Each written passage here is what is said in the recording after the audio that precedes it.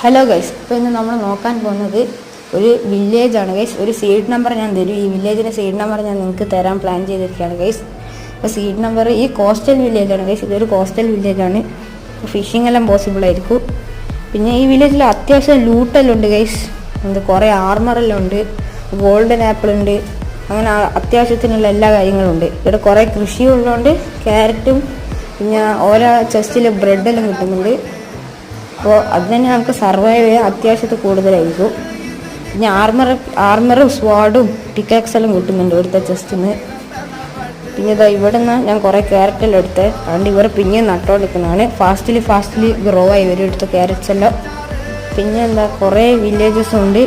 അപ്പോൾ ഈ seed number നിങ്ങൾ ട്രൈ ചെയ്ത് നിങ്ങൾക്ക് ഈ വില്ലേജ് കിട്ടും.